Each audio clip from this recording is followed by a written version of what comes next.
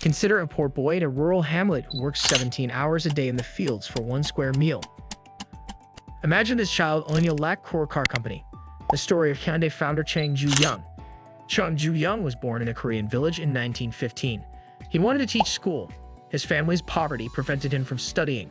He worked in fields with his family as a child. But sometimes they couldn't feed one another after working so hard. Avoid proper clothing and medical attention. Chang sold timber in a nearby city. He saw people had enough food and clothes without working in the field all day. He was disappointed and frustrated by all that. A better life was his goal. He saw in the papers that a nearby city's large building site needed workers. He was inspired by this news. Chang made a startling decision at 16 in 1932. He was fleeing to the city. Chang silently left for the city with his companion one night. After walking 160 miles, he worked as a construction laborer in Koan. Work was hard for low pay. However, Chang was pleased to earn independently for the first time. Life went on like way for 2 months until he was caught. Chang's father found him and forced him to labor again. Chang wasn't glad to see him again, but his family was. Chang became passionate about construction and civil engineering after 2 months. He realized he could never escape poverty by working in the fields. That's why he fled twice more, every time his father discovered him. At 18, he attempted his fourth escape in 1934 without opposition. He reached South Korea's capital, Seoul. He worked whatever was available. He worked as a construction worker, factory worker, and Bokhaeng rice store delivery guy. He became store manager in 6 months after impressing customers and owners. After that, Chang worked hard to expand the shop. The store owner became very ill in 1937 and made a startling decision. He gave him the store after Chang's hard work. At 22, Chang bought a firm from an employee. Chang worked harder and gained market trust and reputation in the next 2 years, growing his firm. A tragedy struck after everything was okay. Japan ruled Korea throughout World War II. Japan seized all Korean rice businesses, including Chang's, to supply their army throughout the war. His hard effort was lost instantly. Chang was depressed but persevered. If I put my heart and soul sincerely into whatever work I am doing, I will surely succeed.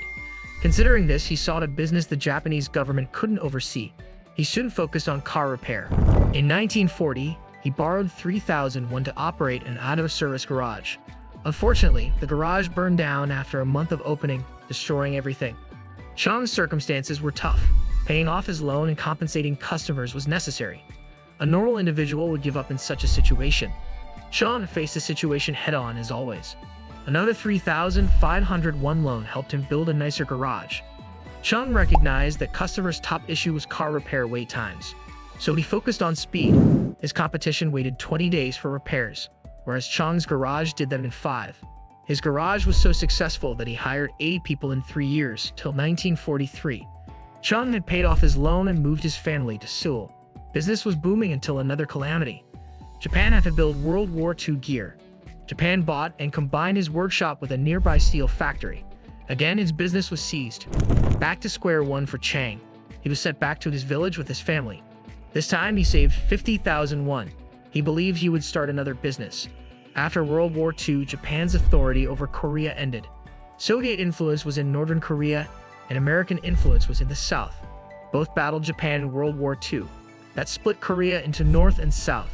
Back in Seoul in 1946, Chang began his auto repair business. The business was old, but the name was new. Hyundai Auto Service. Korean Hyundai means modern. Chang noted that America was erecting military buildings while his vehicle repair business was booming. He saw a huge construction opportunity. His construction experience was limited. His passion for construction continued from his time as a laborer. So at 31, he founded Hyundai Civil Works Company and started the building business in 1947. By the 1950s, his company was getting significant building projects after many modest ones. Now this was his main business. Nothing was wrong, and then another twist occurred. June 1950 saw North Korea attack South Korea. North Korean soldiers were near Seoul. Therefore, Chang fled to Pusan with all his savings. Chang persevered after a major crisis. US and South Korean armies fought North Korea at the time. They required tents, depots, and army headquarters. Chang noticed Americans had plenty of money. They desired consistent, timely delivery. Chang handed it over. With a small team, he adopted the can-do motto: any construction project if the price is right. He faced several hardships and losses during the conflict, but he never abandoned a project once he promised. Its reliability earned him good ties with Americans. Chang received American contracts after the war ended in 1952. The South Korean government quickly built bridges, dams, and roadways to restore the country. Hyundai was instrumental in this and grew exponentially. Hyundai built Soyang Dam and Gyeongbu Expressway, South Korea's largest and most important. Chang was in his early 50s and had a profitable construction company in the 1960s. This didn't satisfy him. After building thousands of kilometers of roads, Chang needed to develop automobiles to drive on them. Chang founded Hyundai in 1967. In 1968, Ford contracted him to construct Cortinas. 2 years passed well in this joint venture. Conflicts between the companies followed. Ford didn't want Hyundai to make automobiles. Therefore, Chang quit the cooperation in 1973 and began looking for new partners immediately. He sought manufacturing technology from GM and Vito. Everyone refused. Finally, they joined with Mitsubishi Motors that year. Hyundai was willing to receive Mitsubishi car-making technologies. The nicest thing was that Hyundai could sell its automobiles under this contract. At the same time, South Korea ordered automakers to construct a citizen's car, a cheap, reliable automobile with South Korean parts. Chang opened a new plant in 1976 and created Hyundai Pony, South Korea's first mass-produced automobile. Hyundai won 60% of the South Korean market with this affordable automobile. It became South Korea's largest automaker, but there was one catch. The South Korean car market was 30,000. Being profitable wasn't enough. Hyundai Pony was successful in South Korea, but a tremendous flop abroad. Car quality was poor, heat-faded paint. It often had mechanical troubles. Hyundai Motor Company lost money for 7 years due to these factors. People advised Chang to close the company immediately. Everyone was astonished by Chang's choice. Instead of closing, he planned to create a 300,000 vehicle a year automotive factory. Management didn't understand this choice. A 30,000 car market. Who will buy 300,000? Chang knew the answer. The South Korean economy was booming, empowering thousands of individuals each year. That meant car demand would rise rapidly in the future years. Plus, Hyundai's latest automobiles are designed for export.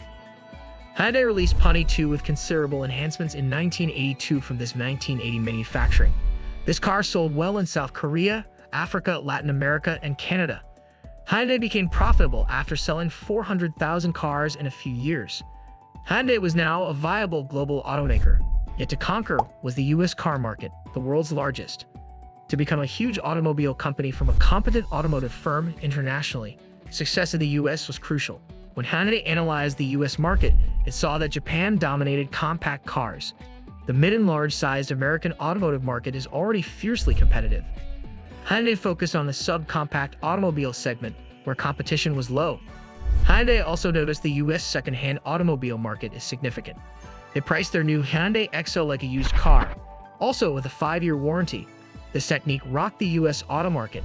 Second-hand car shoppers immediately chose the Hyundai XL. USA sales of Hyundai XLs reached 170,000 in 1986.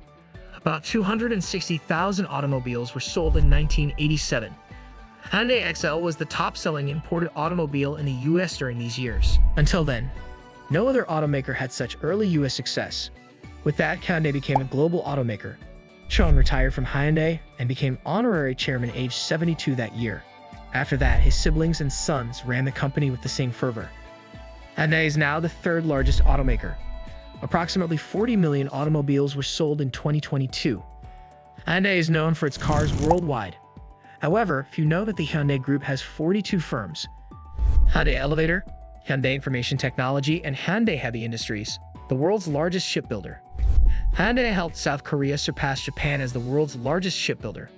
Hyundai is no average firm in South Korea. Hyundai revitalized South Korea, produced thousands of employment, and gained a global reputation. A country boy without food, education, or healthcare started it all.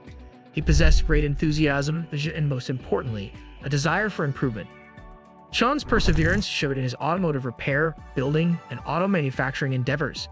Despite many setbacks, he persevered.